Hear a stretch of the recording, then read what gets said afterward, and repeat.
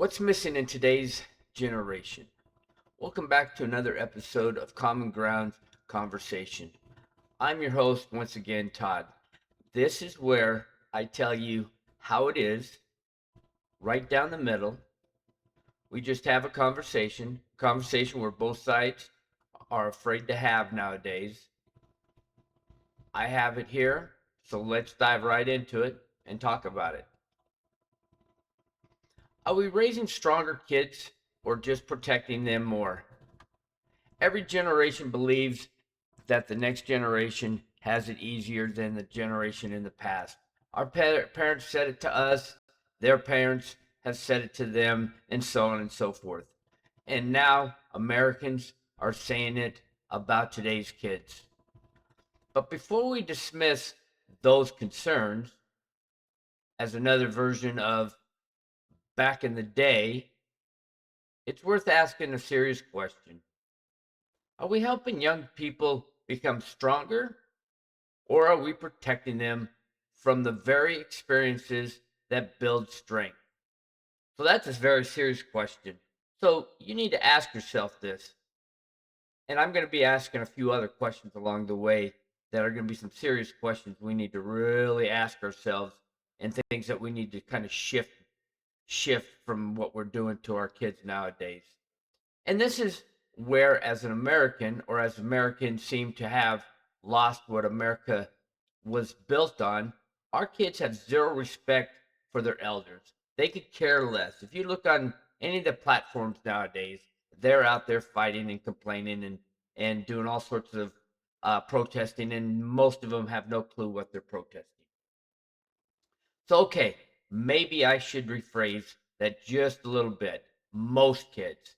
I mean, have you seen the kids on TikTok and other social media platforms? The value of struggle. Let's talk about that. Nobody enjoys hardship. I'll be the first one to tell you. I've had it tough off and on. I'm not saying I've had it the worst. I know there's people that's had it worse than myself.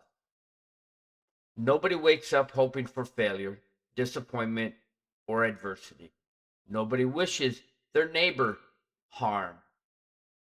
Yet, some of life's most important lessons have come from those exact experiences. Character is often built during difficult moments. You, and your kids get stronger because of failure. Confidence comes from overcoming challenges. Resilience comes from getting knocked down and getting back up. We all have been knocked down. The deal is, are you able to get back up? The problem that I have, or that I've seen, is that many kids can't handle getting knocked down. Because they get knocked down, they stay down until somebody reaches out there to pick them back up, because they're not able to get up themselves. You have to be able to know how to do that. Nobody says you can't get that helping hand once in a while, but sometimes you have to be able to get up on your own. Who wants to get knocked down? Not me. And I have been knocked down several times. The biggest challenges are what you do after being knocked down. What do you do when you've been knocked down? We see a lot of these kids out there protesting. Most of them don't have a clue why they're protesting. But they're out there protesting for some reason or another. They're protesting the death of somebody.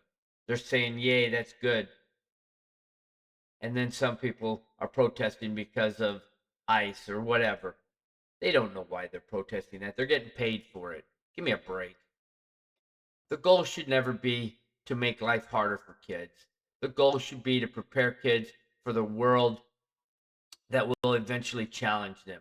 However, the issue is many kids today feel entitled. And isn't that the truth? So let me ask you a question. Do you do your kids feel entitled? And I'm talking about a serious question. Be honest with yourself. When you sit back and you look at your kids, do they feel entitled? Do they walk around and feel entitled? If you answered yes to this question, then you may need to step back and see if you are enabling him or her. Because if you are, then you might be part of the problem. It's time to start being part of the solution. So the lesson on sports, how sports teach kids, and I'm not talking just about football, though that's where I'm coming from. It can be any sports. But I coach football, and this is one reason sports maintain or remain so valuable. The scoreboard doesn't care about excuses. The clock doesn't care about feelings. The opponent that you're facing isn't going to stop competing just because you're having a bad day. We've all woken up on the wrong side of the bed and just had a bad day, and it's going to be that way the entire day. It's just how you deal with it. Sports teach lessons that many classrooms simply cannot. They teach discipline. They teach teamwork. They teach sacrifice. They teach accountability. A lot of your classrooms don't teach that. Most importantly, they teach young people how to handle both success and failure. Your classrooms don't teach you that. Most of your classrooms don't. Some of the most important moments in an athlete's life come after a tough loss. That's where growth happens. Michael Jordan missed over 9,000 shots in his career. He lost almost 300 games. And out of those games, he was asked or trusted 26 times to make the game-winning shot. He missed all 26 times, all 26 shots. But you know what he did? They kept trusting him, and he kept going. That's why he was successful. That's why he's a success now. You can't win everything. Don't expect to. But you can't win if you don't take the shot. Failure is not your enemy. Modern society often treats failure as something you avoid at all costs. But failure isn't the enemy. Failure is feedback. Failure makes us strong. Kids today don't feel like that. Kids like to be pampered. Kids don't like to fail or can't handle if they fail. They crawl into a shell, a lot of them nowadays. Every successful person has experienced setbacks. Business owners, military leaders, athletes, coaches, parents, they've all experienced failure. The difference isn't whether they failed. The difference is whether you learned from it. The difference is whether you get back up and you fight again. But here's something else I need to interject as well. Many of our political leaders will not admit that they have failed. They will not admit that they said something on the news and it turns around and bites them in the rear and that it made them fail. They will not admit that the game is over and that they'll try again next year.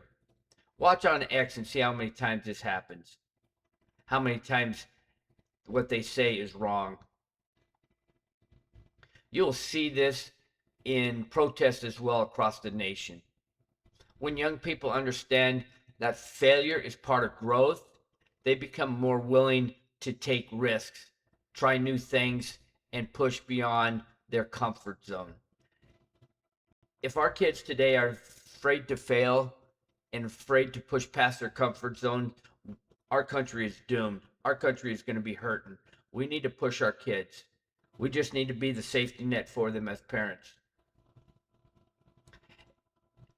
And when our leaders don't admit that they've failed, then they're treating or doing our kids injustice.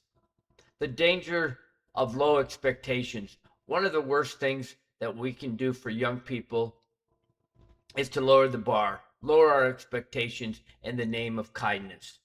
I'm not saying you have to sit there and be rude and mean to every one of them, but you don't need to be real kind to each one as well. Just give it to them straight. If they can't handle it, then they need to learn to. We need to be straight up with them. Young people are capable of far more than we often give them credit for. They can handle responsibility. They can overcome adversity. They can solve problems. They can achieve remarkable things when challenged appropriately. We need to be able to do that. We need to be able to challenge our young people, because guess what? We are about ready to give this next generation this world, this United Nations. We are about ready to give them this country. And if we don't give them the responsibility and teach them how to take over, then we are really going to be hurt. The message shouldn't be life will always be easy. The message should be you are capable of handling difficult things. Those are two different philosophies. The problem is we don't seem to teach that to our kids today. What kids need most, despite all the debates about education, technology, and culture, most young people still need the same basic things that they've always needed, that we needed when we were kids growing up. They need the love, the structure, the accountability, the encouragement, discipline, positive role models. If you look on most of the social platforms or the kids who have committed violent crimes, most of the time, those are the kids that have come from broken families. One or more of them, of the aforementioned items that I mentioned just a few minutes ago, are missing in the child's life. They don't have love, they don't have structure, or they may be missing accountability or encouragement or discipline. They may not even have a positive role model. They need adults who care enough to set standards, who are firm with them. They need coaches, teachers, parents, and mentors who believe in them. Not to sit there and give them necessarily the easy route, but to tell them the different options that they have and let them make the choices. We just need to be there as adults, to be there to help them out so that they don't hurt themselves. And they need opportunities to earn success rather than having it handed to them. Everybody needs to earn it. This is one of the biggest problems. Their parents are afraid of losing them. Parents need to not be afraid of losing them. You need to gain respect from your kids. Most parents nowadays are afraid of losing their child, or the kid doesn't respect their parents, because most parents, or many parents, are acting more like a friend than a parent. You need to be their parent before you are their friend, because this will help to prevent a lot of what you see going on in today's world. Kids don't respect adults nowadays. They could care less. They're getting beat up all over the place. So my final thought is this: the world our children are about to inherit will be different from the one we grew up in. Technology is changing, and it will change, and it will continue to change. Careers will change. Society will change. But human nature remains remarkably consistent. People still need resilience. People still need character. People still need courage. Perhaps the greatest gift that we can give our next generation isn't protecting them from every challenge. Perhaps it's helping them develop the confidence to face those challenges on their own. Because the strongest people aren't those who never struggle. They're the ones who learn how to keep moving forward when they do. We need to be there for our children, because we are not, because when we are not, they can't talk to us the way they do when they see things changing. Stop being the friend, be their parent. They will respect you for it. Believe me, believe it or not, they will respect you more when you lay down the law to them and you lay down the discipline to them.